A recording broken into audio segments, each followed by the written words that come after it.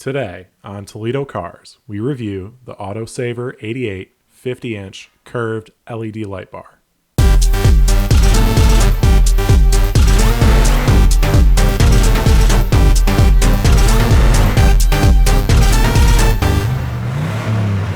Autosaver88 sent me this light bar to review and provided a coupon in the description below. While I didn't pay for this light bar, I'm also not getting paid for this review, so I'm going to review it like I bought it with my own money. And to put this review into perspective, let's look at how bad the lights are on this TJ. This is driving with the normal headlights on down the road at night. Compare that to this brand new light bar. So it's no surprise that I think adding a little bit more light to the TJ is a good value. So let's see just how much more light you get. Here's the low beams. Here's the high beams, and here's the light bar. Now it's tough to show just exactly how bright this light is, but that grass off there in the distance is about 115 feet away. The light will pick up reflective objects much farther than that. It lit up a stop sign like a Christmas tree about a half-mile away. We know this light is bright, but it's also built well.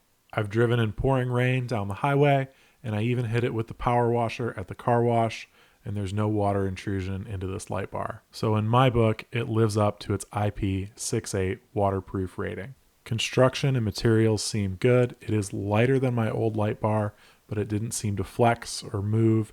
It seems to be pretty solid. This light bar retails for about $86 on Amazon, and I think that represents a great value. Sure, there are more expensive options, but I can't see them doing that much better for the money you will spend. Now let's take you through the installation of this light bar on my vehicle. Hey guys, just want to walk you through the install of the Autosaver88 light bar on my Jeep. You can see I got it on, everything went well, and I just want to walk you through how I did that. Now, if you don't have the mounts already on your Jeep, your install is going to be a little bit different than mine. I already had an old light bar on the vehicle already, so all I had to do was take that light bar off and then put this light bar on and splice into the wires. So I'll show you how I did that, but keep in mind your install might vary just a little bit. So guys, here's what comes in the box. You have some rubber spacers / cushions. Those are going to protect your paint from these mounts. You have two mounts that you can drill anywhere into your bodywork, somewhere that you can access from behind, because you would need to put a nut on the other side of that from underneath. So if you wanted to mount it somewhere, maybe on the hood, you could easily do that. With these mounts, you just have to drill a hole and put that hardware through. You do get some nice hardware. I think I did lose a washer because you only have 3 here, but it comes with washers, lock nuts, and then 2 sizes of bolts, which are an Allen key. Don't know exactly what size, but they do give you the included wrench. And then you have these sort of lock washers that fit into the grooves on the side of the light bar. So some good hardware is included with this kit. Certainly everything you absolutely need, to get this done. If I were drilling through my own bodywork, I would probably maybe find some bigger washers, but these will work. I think that they're sort of the minimum. I would try to size up on a washer if I were doing that on my own vehicle. But certainly you're going to have some good protection on the other side, on the paint side with these.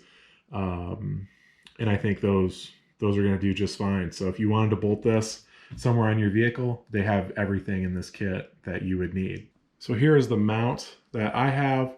See, it's a pretty simple piece of flat metal. You're just going to take your bolt and washers and lock nuts and go through that and then into the light bar. So guys, my mount is a little, it should be, it doesn't fit just perfect. The light bar measures about 50 inches. It's just under, and I think my mount is just a little bit too wide. So what I'm going to do is I'm going to use these longer threaded bolts that come with it. And I'm actually going to use this rubber spacer instead of to protect my paint, just to give myself a little bit more room and spacing out there between my mount and the light bar. All right, so here is the problem that I ran into, which isn't a big problem, and I'll show you how I fixed it.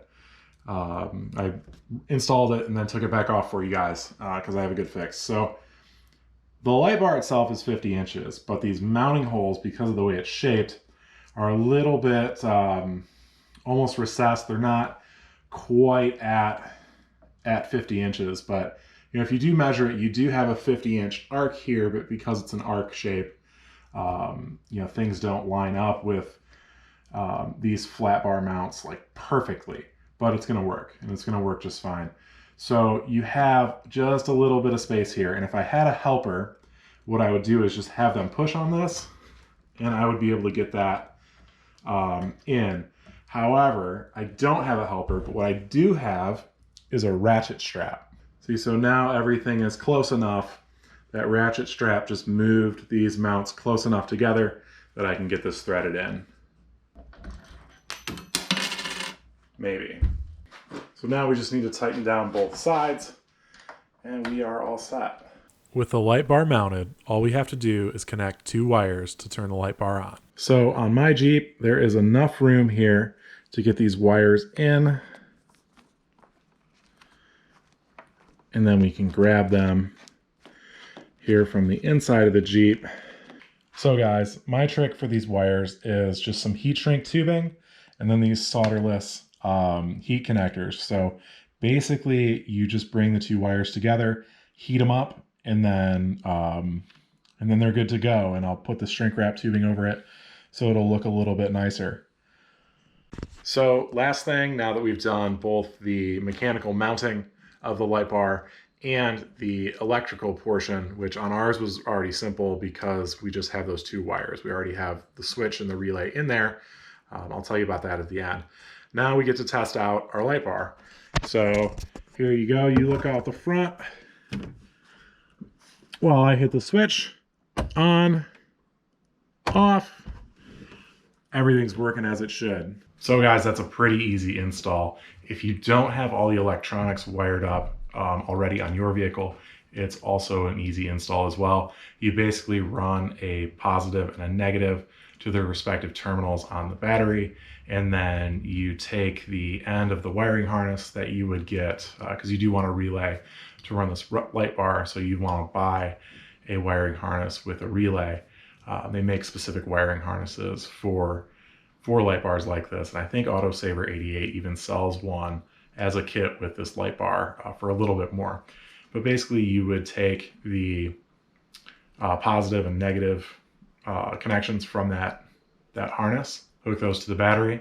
You run the harness through a hole in the firewall. It's about right there, just on the driver's side. So you run that up and over, zip tie it off to your firewall, and then down through that hole in the firewall.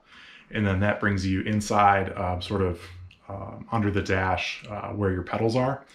From there you go up and you move some of the panels out of the way, and you put your switch right there. That's a really easy spot to put it, especially if you have a push button switch that you're just going to sort of sticky to the dash. It's a good way to do that. And then you just run the 2 positive and negative wires up to the light bar.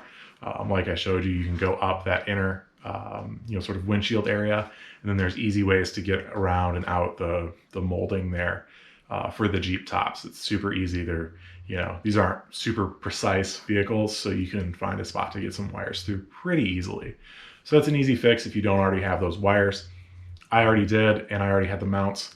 If you don't have the mounts, I would really recommend getting a vehicle specific mount. It's going to save you a lot of time, and most importantly, it's going to save you cutting into the vehicle itself. That's sort of a last resort, especially here in Ohio where things rust. So it's nice that with my mounts, they just sort of screw into some factory screw and bolt holes that are already there. So that's what you want to do. That's what I would suggest. Even with all of those things, if you had to buy this light bar, it would come out to around $200. And that's a pretty good value for what we have here. Like I said in the review portion, I think this light bar is a really good value for what you get. There's some other, channels on YouTube and Facebook that, want to push you toward a $2,000 set of KC highlights.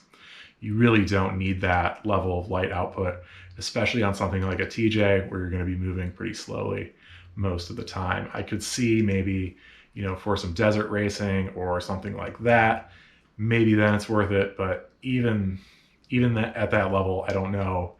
I don't know if your money can't be better spent on other parts of the truck or something like that. So you'd have to weigh the pros and cons of what you need for your specific use. But for my use, this fits the bill really well. Gets me extra light. It lets me set up a campsite at night, or do whatever else I might want to do in the dark. This would be super useful for maybe changing a tire on the side of a dark road or something like that. So it's just nice to have. And I think at $85 is what this Lightbar itself runs. I think that's a really good value for the extra light that you get. Really bright, really nice. All my friends are impressed. Some people told me to go get lockers, but that is what it is. So it's your Jeep. Do what you want. Have fun. This Lightbar was a fun install, so worth it for me.